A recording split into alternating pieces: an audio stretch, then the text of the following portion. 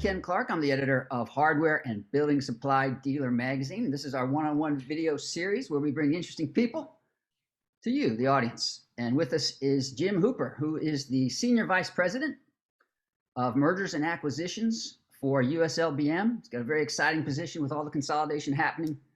Jim has a front row seat. Jim, can you say hello to our audience and kind of describe your role at US LBM? Yeah, thanks, Ken, and thanks for having me today.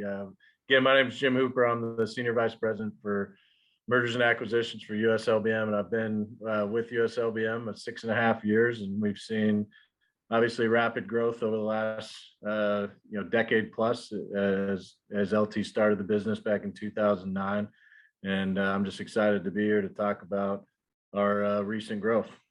Well, back in January, you probably read this article, Jim. I know you did. You were quoted in it. Your picture's in there. But since then, one of your really big acquisitions was with Foxworth Galbraith, bringing 40 additional stores. And here in the newsroom, when we saw that news, we thought, wow, that's a big deal. Was it different for you from other acquisitions? Did it seem to have that kind of extra special feeling to it? Yeah, anytime when you do an acquisition of this size and scale, it's a big deal, and it takes a team effort. And I would say, for this acquisition, it was definitely a team effort across our organization. With this particular acquisition, we obviously have known about the Foxworth Galbraith business for years. And anytime, again, when you do an acquisition of this size, it doesn't come together just in a matter of months, weeks, or even years. We've been working on this one through relationships for many years, and I think the stars aligned for both parties here, and I think it was a good opportunity for us, with all the growth that is happening in the Sun Belt, specifically around the Texas market and the Arizona market, which is the two biggest markets that Foxworth Galbraith has. We felt this was a very unique opportunity for us to get additional size and scale in those growing markets.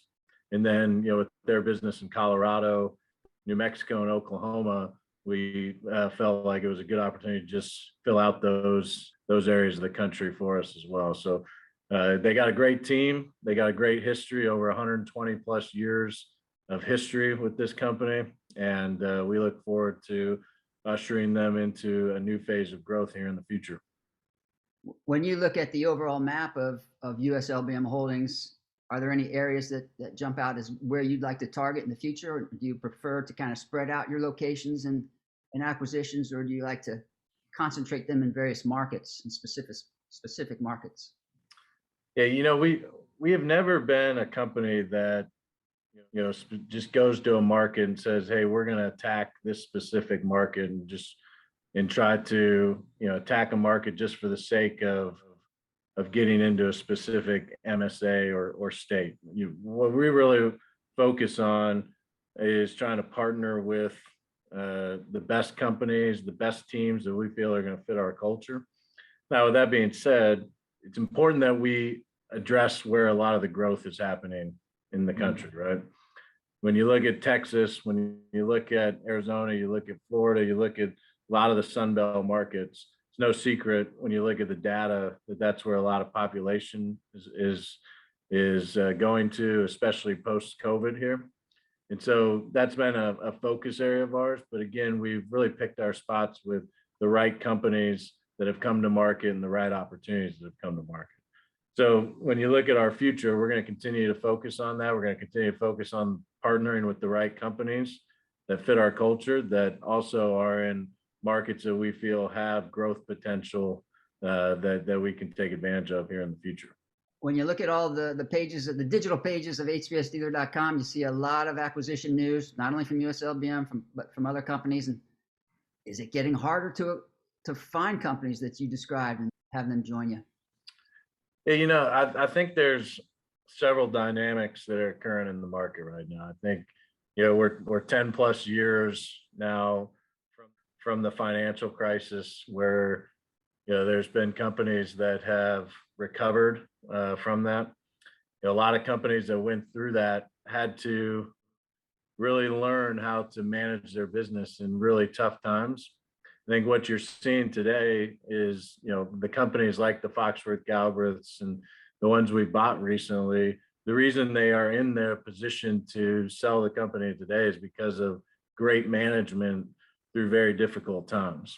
And I think when people go through those difficult times, and now you see a little bit of some of the headwinds that may be in front of us, sometimes that gets people thinking, wow, do I really want to go through that potentially again? I don't think we're in a situation, in my personal opinion, where we're going to see a 2008 type event again. But I think we'd be naive to think that there's not going to be some short-term headwinds. So I think that is a dynamic that is occurring. And then, I think a dynamic that's been the case in our industry for several decades now is just with how many family-owned businesses there are in this industry, like a Foxworth Galbraith.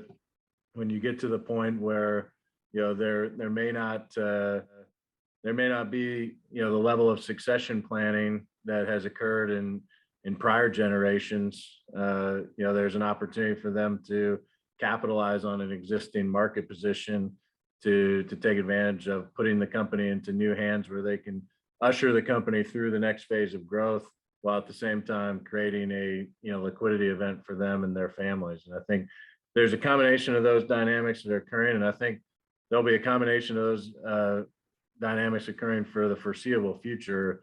And as you know, the business and the industry continues to remain very fragmented. So while there is competition out there and there's healthy competition, and I think that's good for the industry, I think there's going to be plenty of opportunities to continue to grow through M&A for the foreseeable future.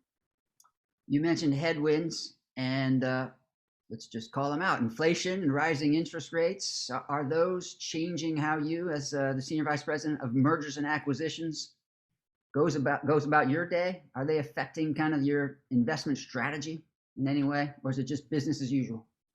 Well, I mean, it definitely has affected the way we think about underwriting transactions and thinking about future growth of transactions. It has been difficult, I would say, over the last 18 to 24 months to try to what we call kind of normalize the earnings of these businesses. When you have the lumber go from $400 to $1,600, back to $500, back up to $1,000 plus, and you're trying to figure out what a business's revenues and earnings would be in a normalized lumber market, it gets very challenging. So it's definitely made us hone in on our modeling skills. And that's one of the things that our new private equity partner in the last 18 to 24 months with Bain has helped us immensely do, is become better in that area.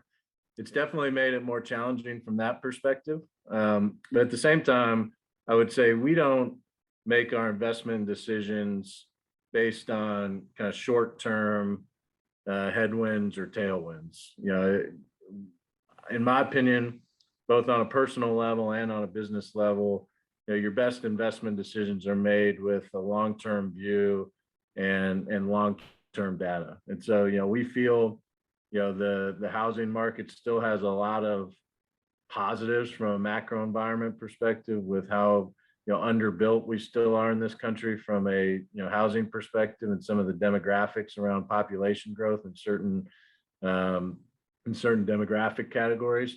So we feel positive about it long term, and we recognize that yes, there's going to be some short-term headwinds at times and some short-term tailwinds at times, but at least for our team and our company, our management team comes to work every day to try to figure out how to manage through that and be the best company we can be, despite some of the things we can't control. And we'll just manage through those and try to build the company we have built over the last 13 years for the next several decades as well.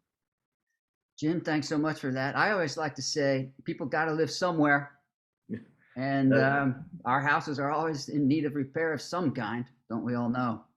But thanks so much for being generous with your time and speaking with us here. And for more news about US LBM and the LBM industry in general, visit hbsdealer.com. Thanks very much, Jim. Thanks for having me, Ken.